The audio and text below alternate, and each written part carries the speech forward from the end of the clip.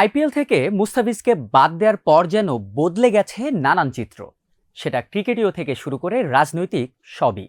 এই এক মুস্তাফিজ ইস্যুকে কেন্দ্র করে বাংলাদেশ ভারতের মধ্যে ক্রিকেট যুদ্ধ এখন পরিণত হয়েছে কূটনৈতিক যুদ্ধে। নেওয়া হয়েছে বেশ কয়েকটি বড় বড় সিদ্ধান্ত।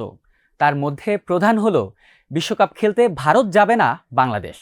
তবে ঠিক কোথা থেকে এই পরিস্থিতির উৎপত্তি, সেটি নিয়ে কি ঘটলো আর এর সম্ভাব্য ফলাফলই বা কী হতে পারে, সেগুলো নিয়ে এখন আমরা কথা বলবো। গত 16 ডিসেম্বর আইপিএলের মিনি নিলাম থেকে 9,20,00,000 রুপিতে মুস্তাফিজুর রহমানকে কিনে নেয় কলকাতা নাইট রাইডার্স। তার 2 দিন পর 18 ডিসেম্বর ময়মনসিংহের ভালুকায় ইসলাম ধর্ম সম্পর্কে অবমাননাকর মন্তব্য করার কথিত অভিযোগে দীপু চন্দ্র দাস নামক এক সনাতন ধর্মাবলম্বী যুবককে হত্যা করা হয়। এর পরপরই বাংলাদেশে সংখ্যালঘু সম্প্রদায়ের ওপর সহিংস নির্যাতনের অভিযোগ তুলে কলকাতার দল থেকে বাংলাদেশি মুস্তাফিজকে বাদ দেওয়ার দাবি জানায় ভারতের ক্ষমতাসীন বিজেপি সহ কয়েকটি রাজনৈতিক দল ও হিন্দুত্ববাদী সংগঠনের নেতৃবৃন্দরা।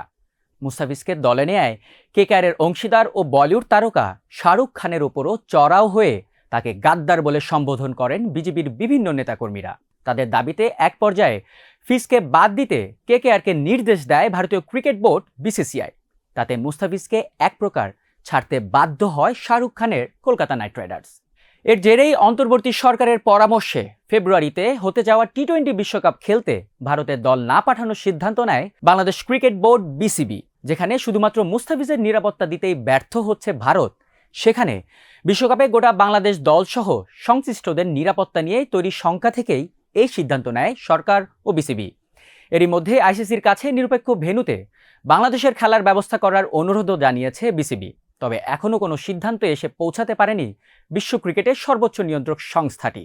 অনবরত যোগাযোগ চলছে দুই পক্ষের মধ্যেই। এই যোগাযোগ চলাকালীন বুধবার মধ্যরাতে হঠাৎই ইএসপিএন ক্রিকইনফো জানায় যে ভারতে ম্যাচ খেলো, নইলে বিশ্বকাপে পয়েন্ট হারাও, এমনটা বলে নাকি বিসিবিকে আলটিমেটাম দেয় আইসিসি। তবে ক্রিকইনফোর এই প্রতিবেদনটি মিথ্যা বলে দাবি করেন বিসিবির সভাপতি আমিনুল ইসলাম বুলবুল। জানান, আইসিসির পক্ষ থেকে এই ব্যাপারে এখনও কিছু জানানো হয়নি। 7 জানুয়ারি বুধবার সকালে এ ব্যাপারে একটি প্রেস বিজ্ঞপ্তিও দেয় বিসিবি।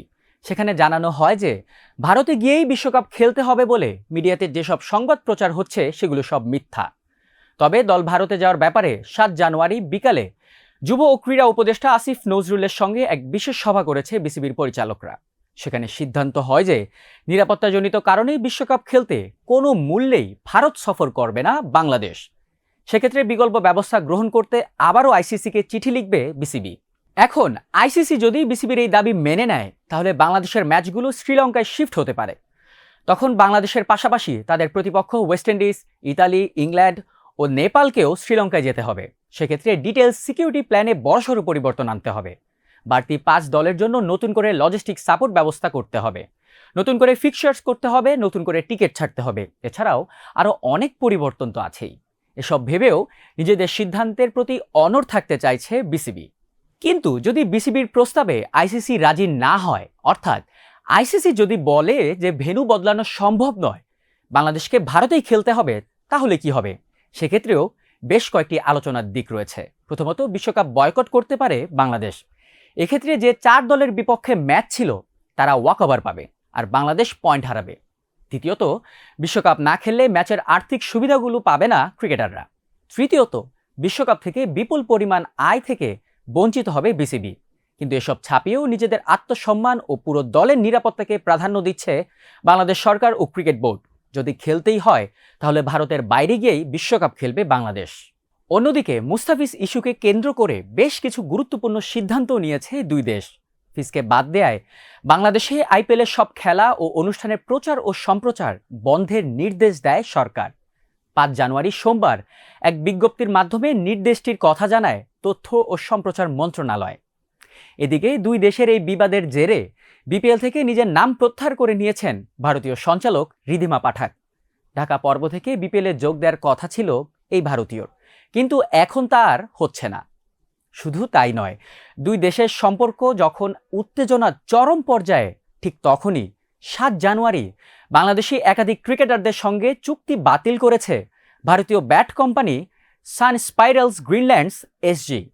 এই এসজির ক্রীড়া সামগ্রী বছরের পর বছর ধরে ব্যবহার করে আসছিলেন টি-20 দলের অধিনায়ক লিটন দাস, মমিনুল হক, ইয়াসির আলী রাব্বিরা। সম্প্রতি চুক্তি নবায়নের কথা হলেও শেষ পর্যায়ে লিটন মমিনুল ও রাব্বির সঙ্গে চুক্তি নবায়ন থেকে সরে আসে এসজি।